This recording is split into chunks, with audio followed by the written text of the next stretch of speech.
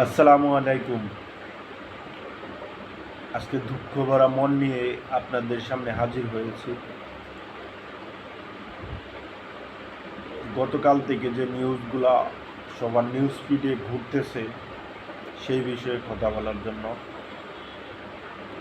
একটা মানুষ কিভাবে পারে আরেকটা মানুষের নিঃশ্বাস, স্বপ্ন, আশা, ভরসা সব কিছু নির্মমভাবে নিষ্ঠুরতার সহিত খুন করতে? তার কি অন্তরে, তার কি দেহে, তার কি মনে একবারও সেই মানুষটার আকুতি মিনতি চোখে পড়ে নাই? আমরা কি এই সমাজের যে চিন্তা ভাবনা নিয়ে দেশটাকে আবার নতুন করে স্বাধীন করেছিলাম?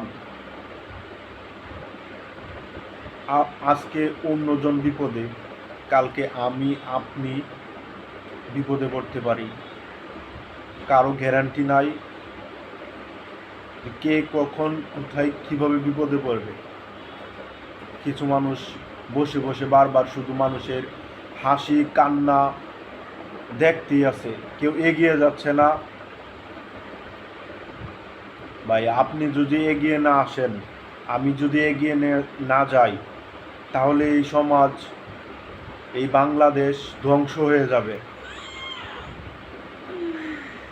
সব কিছুই ধ্বংস হয়ে যাবে। কিভাবে আমরা পারি এভাবে এত নিষ্ঠুরতা দেখে আমরা চুপ থাকতে? ব্যাস, আজ শুধু হৃদয় থেকে রক্তকরণ চলছে না, মন থেকে, চোখ থেকে, সব জায়গা থেকেই রক্তকরণ হচ্ছে। আর বসে থাকার যে চিন্তা ভাবনা, ওইগুলা মাথায় রাখলে চলবে না।